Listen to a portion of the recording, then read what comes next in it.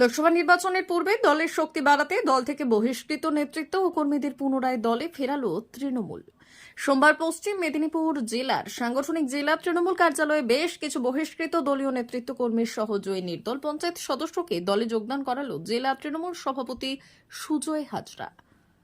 মূলত গড়বেতা ২ নম্বর ব্লকের সারবত ৮ নম্বর অঞ্চলের সভাপতি, মাইনরিটি সেলের ব্লক সভাপতি মনিরুল খান, এসটি সেলের সভাপতি কিষান হেমব্রম, ব্লক যুব তৃণমূলের সহ সভাপতি চিন্ময় মাহাতো সহ বেশ কিছু বহিষ্কৃত তৃণমূল নেতাকর্মীদের এই দিন পুনরায় দলে ফিরিয়ে নেওয়া হয় এবং পুনরায় আগের মতো সংগঠনের কাজ করার নির্দেশ দেওয়া হয় দলের পক্ষ থেকে।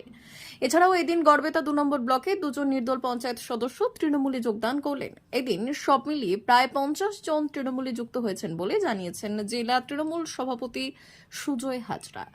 এদিন যোগদান কর্মসূচিতে সুজয় হাজরা দলীয় নেতাকর্মীদের উদ্দেশ্যে বললেন, যারা প্রথম থেকে তৃণমূল করেছেন কিন্তু মাঝে দলের নির্দেশকে তারা মান্যতা না দেওয়ায় দলের রাজ্য নেতৃত্ব তাদের সেই সময় দলের সমস্ত কাজকর্ম থেকে সরিয়ে দিয়েছিল, কিন্তু পরবর্তী সময়ে তারা নিজেদের ভুল ভ্রান্তি বুঝতে পেরে পুনরায় দলে ফেরার অনুরোধ জানায় এবং আগের মতো তৃণমূলের সৈনিক হিসেবে কাজ করার কথা জানায়। তাদের সেই অনুরোধ রাজ্য নেতৃত্বের কাছে পাঠানোর পর রাজ্য সভাপতির নির্দেশে তাদের পুনরায় তৃণমূলের সঙ্গে থেকে কাজ করার সুযোগ দিতে দলে গ্রহণ করা হলো। আজ থেকে সকলেই পুনরায় তৃণমূলকে শক্তিশালী করার লক্ষ্যে কাজ করবে বলেও তিনি আশা প্রকাশ করেছেন। ভালোবাসার মধ্য দিয়ে, স্নেহের স্পর্শ দিয়ে আমি সবদিনই রাজনীতি করি, কিন্তু রাজনীতির ক্ষেত্রে শৃঙ্খলা পরায়ণ, শৃঙ্খলাবদ্ধ কর্মী প্রয়োজন খুব বেশি বর্তমান সময়ে।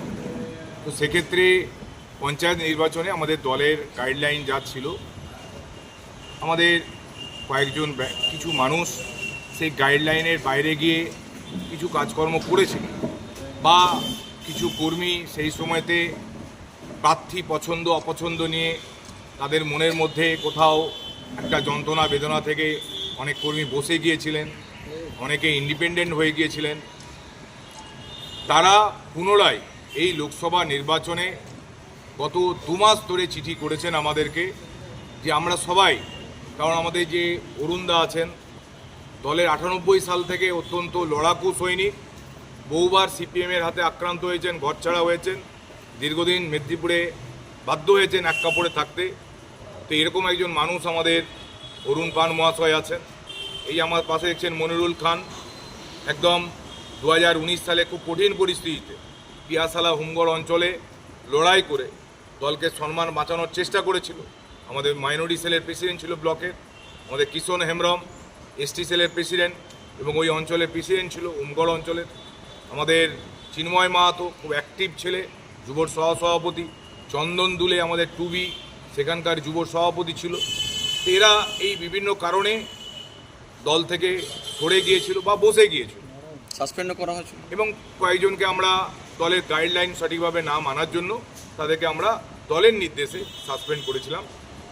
তারা দলের কাছে চিঠি দিয়ে জানিয়েছিল যে দল এখন থেকে যা বলবে সেই গাইডলাইন মেনে আগামী লোকসভা নির্বাচনে তৃণমূল কংগ্রেসের মমতা বন্দ্যোপাধ্যায়ের মনোনীত কালীপদ সরেন মহাশয়, যিনি ঝাড়গ্রাম লোকসভার প্রার্থী, তাকে আমরা সবাই মিলে যাতে তিনি জয়লাভ করতে পারেন, আমরা সবাই মিলে তার হয়ে কাজ করব। কারণ আমরা সবাই দিদিকে ভালোবাসি এবং আমরা দিদিকে সামনে রেখেই ৯৮ সাল থেকে সবাই দল করি। আজকের দিনেও আমাদের প্রধান নেত্রী মমতা বন্দ্যোপাধ্যায়, আমাদের সেনাপতি অভিষেক বন্দ্যোপাধ্যায়। D News, Medinipur.